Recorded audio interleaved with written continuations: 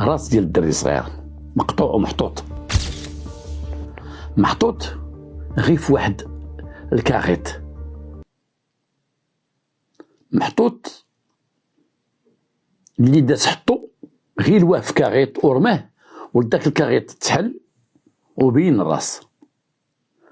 الدراري شافوه تخلعوا في الاول ما عرفوش شنو هو، بقاو تيقربوا تيحلكوا، في الاخر عرفوا بانه راس ديال ادمي ديال دري صغير. مشاو تيجريو عند رجال الدرك، لان المدينه فيها رجال الدرك اللي جاو لعين المكان.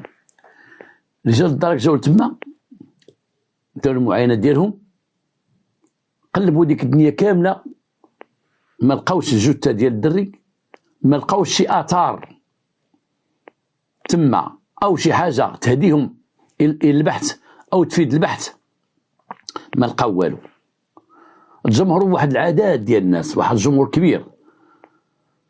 الدركيين لما ما لقاو حتى شي حاجه تما اضطروا تيقولوا للناس اللي عنده شي معلومات باي حاجه، هذا راه دري صغير وراسو مقطوع، اي واحد مشى ليه ولده، اي واحد عنده شي معلومات، شي دري اختفى، يجي عندنا المقر ديالنا. هزوا داك الراس وداوه لمستودع الاموات. الراس من تقطع من الانسان تتقطع عليه راسه، الراس تيخرج منه الدم تيصغار، وهذا الشيء شفتو خلال العمل ديالي في الشرطه القضائيه، ماشي مره ماشي جوج ماشي ثلاثه، شفنا راس مقطوع. الراس من تيتقطع تيصغار. تنعقل انا واحد المره واحد المجرم قطع لواحد البنت راسها وحطو فوق الماريو. اذا جات شي نهار الوجبه نقول لكم بعد الحلقه هذه، شدو حطو فوق الماريو، كاين الماريو حطو، وداك الراس حطو بالشعر ديالو ديال البنت، وداك الماريو وداك داك الدم بقى تيقطر تيهبط عليها. تنقول لكم بعض المره الدراري الصغار بعدهم، ولكن ما عندنا ما نديرو، لان تلقى بعض المرات شي ناس يتلقاو بيا في الشارع تيقول لي السي خراز هذا راه ولدي راك انت عزيز عليه ديما تيتبعك، ما عندك ما دير. هذاك الراس شفناه محطوط فوق هذا والدم هابط مع المرايا، بحال شي فيلم افلام ديال شكوك ولا شي افلام ديال في واحد البيت، وداك البيت كان مظلم، عنده واحد الضو تيدخل من واحد الشريجم، وقلبت انا الضو باش نشعلو ما كاينش الضو، اي ان ديك البنت اللي ساكنه، ديك المراه اللي ساكنه الله يرحمها مسكينه بداك البيت حتى تشعل غير الشمع، وداك اللي دخل عليها لقينا الجسد كبير ديال المراه والراس صغير. والطبيب شرح لي قال لي ودي الراس من تيخوى من الدم تيصغار.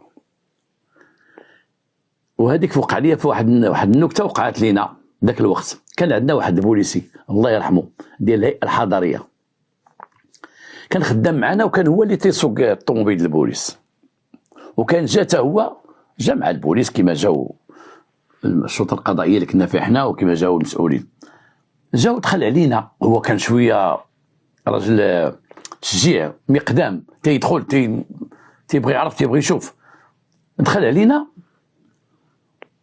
وحنا كنا مشعلين غير شي بيلات، شي ضوء البيلات ديال البوليس، داك البيل ديالنا باش نخدمو. هو يبقى يشوف ديك الجثه، والجثه لما نقطعوا ليها الراس دايره هكا ان زعما بحال داخله في الكبوط ديالها، بحال داخله في الجلابه ديالها. هو يقول لي عري وجهها. قلت له ودي راسها راه مقطوع، نشوف. قال لي قلت لها انت اي فين راسك؟ قلت لها هو يبقى يشوف في الراس، تيشوف فيه هكا تيضوي عليه بالبيل، هو يطيح فوق ديك الجثه. سخف مسكين طاح فوق الجثه، هو غليظ، كان لابس الكاكي في ذاك الوقت، كسوة الكاكي كان لابسه عمرت بالدم، وهزيناه وخرجناه وداو المستشفى، داتو لومبيلونس، ولا تيقولوا الناس تما باقي عاقل، راه لقاو معاها بوليسي مقتول. جات جبدني نشوه اخرى، ودي اش دخلك. وكنت كي مشيت عنده انا للسبيطار نشوفوا المستشفى المستعجلات، وقال لي السي عبد القادر انا ما تنبغيش الدم، انا الحوليد الكبير ما تنشوفوش، ما نبغيش نشوفه. يا وانت بقيت تقول لنا بين لي راسها بين راسها، او تنشرات في المدينه راه بوليسي لقاو معاها، لقاو بوليسي ميت، والبوليسي دخل غير يشوف طاح.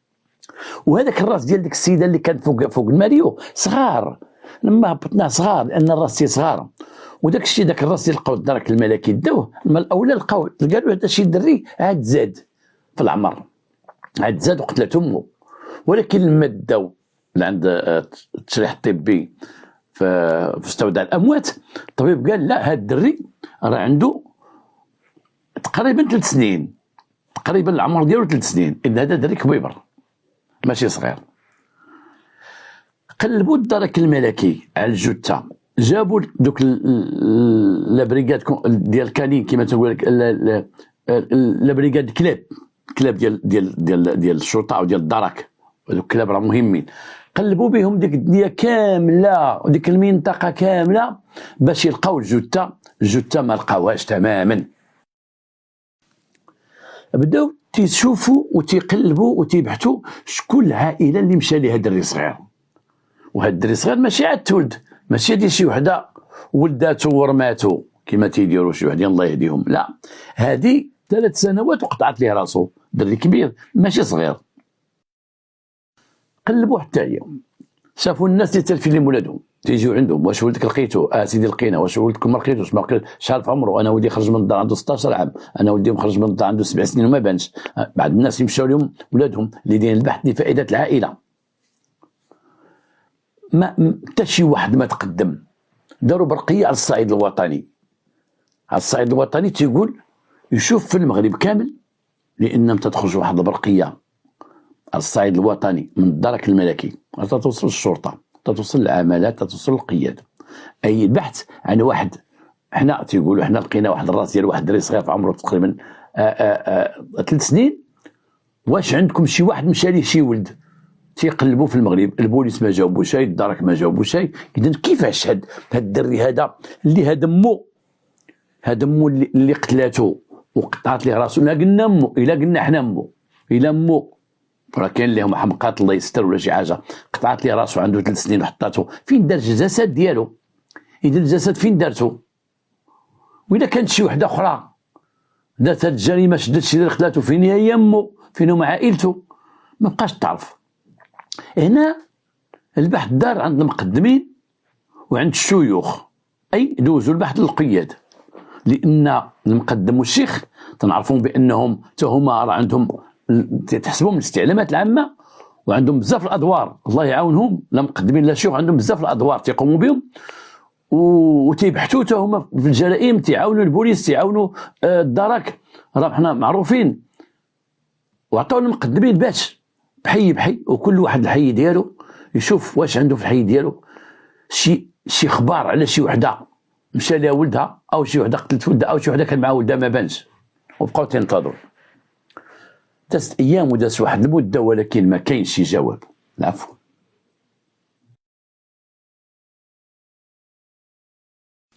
ما كاينش شي جواب وما كاينش شي واحد اللي قال مشى ليه ولده. هنا كانت واحد النكسه كبيره بالنسبه للناس ديال الدرك الملكي اللي تيقلبوا في هذه الجريمه هذه، والله يحسن عوانهم. حنا عارفين بحال الجريمه هذه ما تدوش، ما تتصرتش كما تيقولوا. بحال الجريمه هذه تلقاو ديك لا بريغاد كونسيرني، لا بريغاد كانت خدامه في هاد لافير، او المركز اللي كان خدام في هاد لافير، راه تيتعرض المكالمات الهاتفيه، لا من الوكيل العام فين وصلتوا، وكيل الملك فين وصلتوا، النواب تيعطيهم فين وصلتوا، العامل تيقول لهم فين وصلتوا، ليطا ماجور ديال الدرك الملك تيسولهم اعطيونا شي معلومات فين وصلتوا. تيبقاو مساكن تحت وابيل ديال التساؤلات. حنا كنا تيوقع لنا هادشي بعض المرات تنقولوا هادو تيغوتوا علينا وتيحلوا لنا فمهم بحال حنا هما اللي قتلناه. كنا توقع شي جريمه تكثر ذاك الغيط تكثر. الرؤساء ديالهم تيسولوا فين وصلتوا في هاد لافير، اشنو درتوا فيها، ولا داك الجدرمي الا بغى مثلا نهار الحد ما خدمش وجا شي رئيسي عنده يسول عليك القضيه، تيقول ليه جالس مع راسك، جالسين صافي ما لقيتو حتى حاجه، الراس مقطوع، انتم جالسين، مشيتي تجلس اليوم الحد جاك وبرد القلب مشيتي تجلس. تيتحرم عليهم باش يطلبوا الراحه ولا باش يجلسوا ولا باش يديروا شهاده طبيه. ما تيبقاش هذا الشيء هذا لما تكون الجريمه بشعه بحال الجريمه. الناس مساكن اللي عندهم البحث راهم تياتاكيو حتى الحد ليل نهار جميع المعلومات، وتيقلبوا ويستدعيو ويجيو الناس عندهم سول هذا سول هذا سول هذا، ما بان حتى شي حاجه تماما. واحد النهار واحد السيده معروفه تدير الوساطه تلقات واحد الدركي، قالت لي ودي انا تعرف واحد خيتي راه شويه مخربقه في عقلها، عائلتها راه لاباس عليهم هنايا، ولكن هي بنتهم حمقى وراه كانت حامله، راه كانت شي ايام جات عندي وتلقيتها حامله، شتها حامله، وهذه مده شتها حامله. واش ولداتو عاد قتلاتو ولا داك الدري فين مشى؟ خصكم تسولوها. هذا باب تفتح الدرك الملكي، الناس ديال ديك البلاصه داك المركز تفتح لهم هذا الباب لا بيجي، لان الشرطه القضائيه ديال البوليس سميتهم لا بيجي، بوليس جوديسيير، وديال الدرك الملكي سميتهم لا بيجي، بريغاد جوديسيير، الفرقه الجنائيه، الفرقه القضائيه، والاخرى الشرطه القضائيه. على اين داك السيد سمع هذا الخبر، عثات ليه السيده فين ساكنه، وهي ساكنه مع دارهم لاباس عليهم، عرفاتو عليها. وهاد البنت هادي شكون هي؟ هاد البنت كانت من واحد العائله ايزي لاباس عليهم، باها خدام في فرنسا، كانوا تيمشيو ويجيو، هي جالسه مع امها وخواتها، ولكن هي مصوتيه في عقلها. الجيران تيعرفوها، مرة تتغبر تمشي لفرنسا ولا تجي وتتبان حامله. الجيران والناس اللي حدا تما تيبقاو دير ما شفناش حامله غير مره واحده، هذيك السيده شفناها حامله عده مرات، راه يمكن تطيح، لان شحال مره شفناها حامله ودوز واحد الشهر ما تبقاش حامله. هنا اضطروا باش يستدعيوها وجابوها، جابوا السيده وجابوا عائلتها، جابوا امها، باها ما كاين شيء، جابوا امها قال لها واش بنتك كانت حامله؟ قالت لهم لا. واش بنتك مريضه؟ قالت لهم عنده مرض نفساني ولكن تدير الدواء. ما كانتش حامله ولا شي حاجه؟ قالت لهم لا. الله يهنيك. جابوا البنت جلسوها، قالوا البنت قولي انتيا، بدنا نسولوك انت مزوجه؟ قالت لهم لا. وكيفاش تيشوفوك الناس؟ كنتي حامله؟ قالت لهم كنت حامله. كنتي حامله؟ قالت لهم كنت حامله. شحال مرة تدوزي انت في الحمل؟ راه شافوك الناس مده تتحملي. قالت لهم تنحملوا. وشنو تديري؟ صافي تنولد. وفين تديريه؟ ترميه. كيفاش تترميه؟ تنحيدو صافي، ترميه، تنتهنى منه. فخبارك هاد القضيه ديال هاد الدري الصغير اللي مقطوع ليه راسو؟ قالت لهم كنتي حاضره شفتيها؟ حضرتي انتيا؟ قالت لهم مشاو الناس، انا مشيت. شنو شفتي تما؟ واحد الدري صغير مقطوع ليه راسو. ما خبرك شي هاد الدري؟ شكون اللي قطع راسو؟ قالت لهم انا قطعت لي راسو. انت قطعتي راسو؟ قالت لهم قطعت لي راسو. وفين درتي الجثه ديالو؟ رميتها. فين رميتها؟ رميتها في الخلا. تمشي معنا تورينا فين رميتيها؟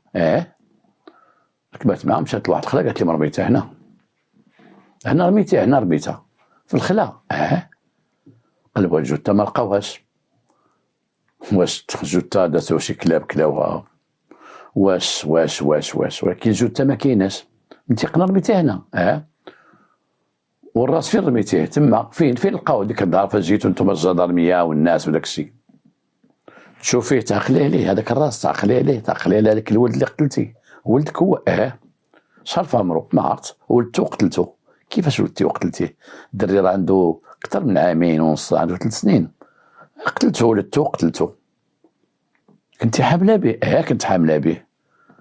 ومن ولد؟ فين ولدتيه؟ في دارنا. وفين بقى؟ في دارنا. فين قتلتيه؟ في دارنا. جيب ما جيب اختها، جيب فلان، كلشي ما سيدي هاد السيده راه ما دارت والو، هادي راه حمقى، ولكن تقول هاد الهضره، تقول فين رميت الجثه، فين رميت الراس، فين رميت هادي، فين رميت هادي. واش هاد السيده كانت واقفه مع الناس حتى هي؟ ما عرفت.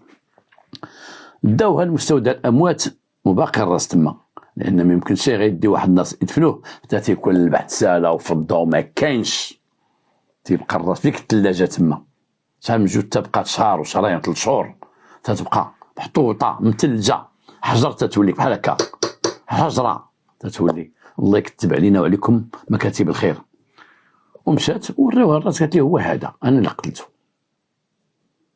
شدوا السيده داروا لها الاعتراف ديالها وسولوها، ولكن ضافوا لها داك شهاده طبيه،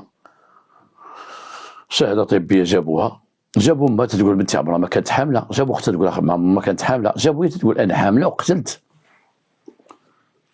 ودفعوها القاضي النيابه العامه محكمه الاستئناف لان جنايه، باش تجاوب على ديك الهضره. تقول بواحد الطلاقه وتقولها بواحد هذا، وفين قتلتو في الدار. فين قتلتيه؟ قتلته في الدار.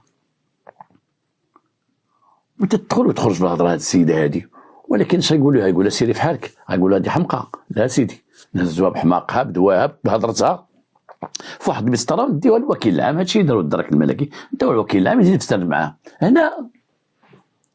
وهي اعتقلت ودات عند وكيل العام. وكيل العام في نهار حالها التحقيق هنا باها ساق خبار وجا من فرنسا. جاب باها من فرنسا، وصل قال له ما ودي، جا عند الدار قال له ما ودي انا بنتي سقت لها الخبار، عيطوا لي مورين الدار وانا جيت. بنتي قدمتها للمحكمه. علاش؟ قال لي بنتك لانه لقينا واحد الراس طايح وبنتك بحثنا معها كانت حامله.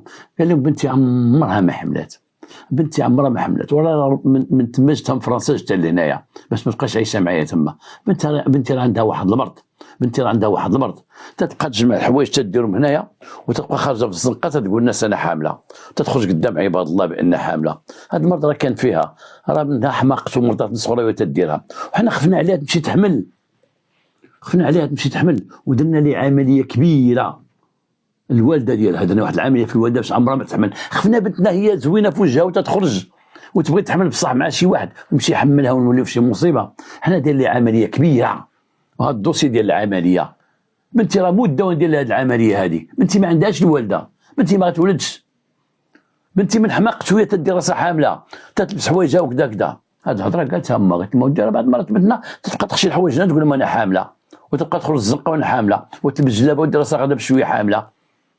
نوع من الحماق، نوع من الهبال، لانه هاد الامراض العقليه قال لي واحد الطبيب راه كاين 72 نوع ديال الحماق. هذه غير العقليه، خلي النفسيه، الامراض النفسيه حتى هو راه عداد، راه ماشي الناس كيف في الحماق، لا الحماق لا العقل ولا النفس، لان كاين امراض العقليه وكاين امراض النفسيه. ولهذا فيهم بزاف ديال الانواع. راه الحماق كل حماق كيفاش داير، وكل واحد مرض بنفسه كيفاش داير، راه بزاف. الله يكتب علينا ويكتب عليكم مكاتب الخير. راه الناس بزاف 72 قال لي ديال الامراض العقليه، 72 نوع وبسميات بسميات. امراض نفسيه هي عندها سميات، وكان مختصين اللي في بعض الامراض بحال مثلا اللي بسيكوبات، دوك اللي تيحس براسو عنده ازدواجيات في الشخصيه. راه كاين اختصاصيين في هذاك الان، دوك الطبيب الفلاني هو اختصاصي في هذا النوع ديال المرض. لان حنا كنا تنديو الناس للسبيطار الغازي حماق داروا شي مصيبه ولا شي جريمه تنديهم، والطبيب تيسولو زيد تيهضر مع 4 ساعات كذا طف تيقول لك هاك ديوه المرض اللي عنده. حنا ما قدرتش نعرفوا المرض، نسولوه المرض النوع ديال المرض. هاد البنت كان عندها نوع ديال المرض، وباها جاب امين حطوا بان البنت، ان هاد البنت هادي عمرها ما حملات، وبان ما يمكنش ليها تحمل، ما عندهاش الوالده باش تحمل. وداو لي عمليه برا في الطاو معاها، لان عرفوها غدير شي كارثه، غدير شي مصيبه. كيفاش دارها؟ واش قانونيه غير قانونيه الله اعلم. ما خلاوش، وقفوا البنت باش انها تحمل، انها كانت مريضه باش تحمل. ربما بغات تحقق الامنيه ديالها شي نهار دير ما تحمل بصح، ولكن هما عرفوها ونقدوها ووقفوها. وهنا تنقول واحد القضيه، الناس ديال القانون اللي تيعرفوا، بعض الضباط اللي ما تعرفوش ولا ضباط ديال الدرك، من الحالات اللي يمكن الطبيب يحيد فيها بنادم، الاجهاض اللي يمكن يدير اجهاض لافورتمون، هي الاغتصاب.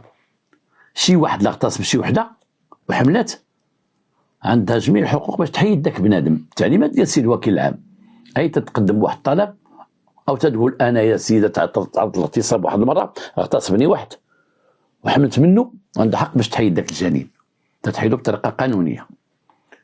الاغتصاب كاين بزاف الحوايج ديال الاجهاض، بزاف حوايج في القانون اللي تيبيحوا الاجهاض، تولي مباح الاجهاض، منهم هاد القضيه ديال الاغتصاب، عندها حق تحيدو. هذه غير افاده قلتها لكم، راه تعرفوها الاخوان. هذيك السيده باز ذاك الملف، وبارشاد من الدرك الملكي دار السيد الوكيل العام، قال لها سيدي هاد البنت اش عندها. هنا الوكيل العام قال لهم ديك البنت عرض صيفط السيد عند قضيه التحقيق، لان القضيه كان في قضيه التحقيق استقبل السيد قال لها ودي انا عندي واحد المثل ديال بنتي اللي مشيت لها، اش كاين ان قضيه التحقيق ماشي شغل مريضه ما مريضاش، حتى يقول هو مريضه، حتى يقول هو فيها خدا شدو حمق بوها اللي ضرب واحد في الطريق قتلو تندير وكيل العام واخا ما يعرفش يهضر تيقول سير بحال ساعات تبقى التحقيق هو اللي تيقول هذا السيد خصو يمشي للدواء او هذا السيد يمشي للحبس. السيد حط الملف قدام قاضي التحقيق قال بون هاد السيده هادي ندوز الخبره الطبيه. هزو البنت داوها الخبره الطبيه هنا تتكون من طرف السبيطار ديال الدوله او وكيل الملك تعين شي حد اللي يقوم بهذه الخبره تعينوا بالكتاب شي جهه مختصه او شي هيئه طبيه او شي حاجه. المهم السيده مشات دوز تلقاو ان البنت الوالده ديالها لا يمكن عندها عمليه كبيره عمرها ما يمكن لها تولد تماما. اذا هي البنت بريئه ماشي هي اللي ولدات وماشي هي اللي قتلات وما كاينش شي واحد في دربهم دري صغير اللي هي ما تمشي فين غير بحال نتوما الدور شي دري صغير اللي هزاتو قتلاتو ما كاين شي واحد اللي ديكلارا منين جا هاد الدري. هذيك البنت تلقات لان اول حمقات يعني ما تتولدش تماما بقات غير تقول وما جلسي لا تقول هي حضرت العباد الله حتى هي تما حضرت العباد الله تقول لها وفين درتي جوتار ميتاليه فين درتي راسه هو تما واش كنت حامله به فين حطيتيه كذا كذا. راك من هذيك السيده الاولى ديك اللي هضرت عليها ديك السيده اللي هضرت عليها ديك اللي كنت ديال الوساطه وهضرت عليها تقول انا كنت نشوفها حامله واحد المره جات عندي وهي حامله ما قالتش بانه كانت عندها علاقه مع شي واحد ولكن قالت انا جات عندي حامله واحد المره ومشات في حالها. يمكن البنت كانت دايره ديك اللعبه ديال الحموليه شافتها صافا هي حامله والناس تيشوفوها في الزنقه تيقولوا راه حامله هذيك السيده حامله شي بقات حامله تيقول الناس اللي قراب بزاف في الدار تعرفوا حمقى من بعد تيقول لك حملات يمكن عيدات حملات هي ثاني حامله الناس تيحكموا بهذا الحكم. السيده خرجت في حالتها منين جابوه هذيك الحومه ما فيهاش شي واحد مشى لولده المدينه ما فيهاش يمشي لولده المدن المجاوره تما المجاور القرى والدواشر وهذا ما كاينش شي واحد ذكر راه ولده داز عام داز عامين داز 3 سنين داز 4 سنين داز 5 سنين ولا شي واحد شي نهار قال ولدي مشى ليا وتقتل او مشى ليا ما قدرتش نقلب عليه وما طارش لحد الساعه. للاسف ربما كنتو تتسناوني غنقول لكم واحد النهار جا واحد السيد وقال ما جا حتى شي واحد وداك الدري ما تعرفش شكون هو وما تعرفش شكون اللي قتلو وما تعطاو فين حيدوا ليه راسو. فعلا الروح عزيزه عند الله تنقول الروح عزيزه عند الله. واحد النهار يمكن يبان واحد النهار ولكن هاد القصه دازت لها مده كبيره وطويله وقع فيها التقادم ولكن عمرها ما بانت هاد القصه هادي. واش شي واحد قتل ولده واش شي ما قتلت ولدها كان عرفها حتى واحد واش شي دري مقتول كون كان مقتول كون راهم تيقلبوا عليه ولكن هذا قتل الاصول شي واحد من الاصول ديالو قتلوه شي مرا قتلت ولدها ولا شي راجل قتل ولده ولكن علاش غيحيدوه راسه ويرميوه. اذن هذا اللي جاب الراس جابوا مكان بعيد وحطوه تما وبقات القضيه غدا هكا وما تعرفش شكون اللي قتل وما تعرفش شكون ذاك الدري وانتهت هذه القضيه بهذه القضيه هذه للاسف. ولكن حنا ماشي غنبقاو نعاودوا ديما القصص اللي تشد فيهم المجرم ولكن غنقول بعض المرات راه ما تيتشد شيء للاسف. ربما واحد النهار ولا انا حكيت هذه القصه هذه ربما شي واحد يعيط عليا يقول لي هذاك الولد راه هو فلان ولا هو فلان راه هو فلان. نتمنى منكم تقبلوا مني هذه القصه هذه هذه الجريمه هذه تقبلوها وغادي يبقى فيكم ذاك الوليد وغيبقى فيكم ان البحث اللي ما وصلوش ليه دوك الناس مساكن ما كرهوا شيء دوك رجال الدرك ما كرهوا شيء وربما ديك البرقيه اللي توزعت في المغرب كله حتى واحد ما قال هذاك ولدي ولا كذا الدراري وداك الوليد ليه الله ودوك اللي داروا هذه الفعله لهم الله. السلام عليكم ورحمه الله. ولكن غادي نهضر معكم في واحد القضيه على عجاله بالتنبيهات هادو التنبيهات القصه سالات باش نبقاو صحاب. واحد البنيه من مدينه الفنيدق سميتها فاطمه الزهراء جات عندي القنيطره وهضرت معايا في واحد الموضوع وكان الموضوع مزيان وجميل الموضوع ديالها تنحييك لا فاطمه الزهراء تنحييك هضرت معايا. الان من بعد ما تسدت سبته ومن بعد ما تسدت الحدود بيننا وبين الجزائر سيدنا نصره الله عطى التعليمات ديالو باش يكونوا هاد المناطق هادو فيهم معامل وفيهم مصانع وليد العامله تحرك والناس يخدموا لانه هو عرف بان واحد النسبه ديال الساكنه تما كانت عايشه على التهريب ودوك الناس تمسوا في هاد السدان ديال الحدود، لا من سبته ولا من هذا. وعطى التعليمات ديالو باش في الفنيدق وفي النواحي وبجنب مدينه تطوان او في ضواحي مدينه تطوان غيكونوا واحد المعامل كبار ان شاء الله، كما هو اللي وقعوا دابا في قنيطره. عندنا اللهم لك الحمد معامل كبار فيهم واحد النسبه عاليه ديال العمال اللي هما تقريبا واحد 25,000 ديال العمال اللي دخلوا، غيكونوا معامل كبار في الفنيدق ان شاء الله. وغتحركي العامله. وعلاش قلت هذه الهضره هذه؟ هنا تنقول من المسؤولين اما السيد العامل ولا السيد والي الجهه ديال تما، تنقول لهم سيدي انت ممثل صاحب الجلاله في عمالته او اقليمه، تمثل صاحب الجلاله وتطيع صاحب الجلاله وتطيع الاوامر ديال صاحب الجلاله، وانت وحنا وكل شيء حنا فخورين بهاد المعامل اللي غيديروا تما في تطوان. غيكونوا في الفنيدق وفي تطوان وفي ديك الجهه غيكونوا معامل كبار بحال ديال طنجه الحمد لله، كبار كبار كبار كبار. غتكون في واحد اليد العامله كبيره. انا تنقول خصكم تردوا بالكم، راه خص الناس الاولين اللي استافدوا من العمل ويخدموا هما الناس ديال ديك الجهه، هما الناس ديال تطوان والناس ديال الفنيدق والناس ديال مارتين والناس اللي قراب لديك الناحيه هذيك. هادوك الناس ديال تما راه سيدنا ما دار هاد المعامل تما الا تلقى واحد المنفذ للعيش ديالهم، تلقى واحد المنفذ فين يخدموا. خص هاد الناس يكونوا من اسبقيه، الناس الفنيدق والناس ديال تطوان كسيوخو، الناس الاولين هادو يكونوا عندهم اسبقيه في العمل، وما تعقلوش من المساطير، ما يدخلوش المساطير باش يدخل الخدمه. اللي عنده يد العامله عنده يد العامله، واللي عنده يد كاليفي عنده دي سي في ديال العمل يدخل بلي سي في، لا شباب ولا شبان ولا رجال ولا نساء. اولا يكون الاولين هما الاولين، ماشي هاد الناس غادي نديروا نعم غادي يجيو فنيين وتقنيين من مدينه اخرى، ولكن اليد العامله الاولى تكون لهذوك الناس، تكون لهذوك الناس، ما يكونش جهه اخرى. كما هو الحال بالنسبه للناس ديال وجده والنواحي وجده، المعامل اللي غيديروا تما يكون ديال دوك الناس. وتنحيي هنا الناس ديال تنحيي فاطمه الزهراء تركزت معي في هذا الموضوع وكان موضوع شيق وعجبتني الفتره ديالك. وتنحيي الناس ديال تطوان والناس ديال الفنيدق والناس ديال كاستيوخو والناس ديال مارتين والاصدقاء ديالي تما وصحابي تما والناس اللي يخدموا معايا تما، تنحييكم. وتنطلب من المسؤولين نعاود نطلب يا ودي راه هاد سيدنا دار المعامل تما لدوك الناس ديال تما، خص دوك الناس هما الاولين يستافدوا، وراه استفاده سهله. اعطينا شهاده، اعطينا لاكارت ناسيونال ديالك نعرفوك اخويا ساكن هنا او بعيد. تنقول هادشي للمسؤولين، وانا ما تعطيش اوامر حاشا من عند الله، ولكن تنبه وتنقول هذوك الناس لهم الاسبقيه. والسلام عليكم ورحمه الله.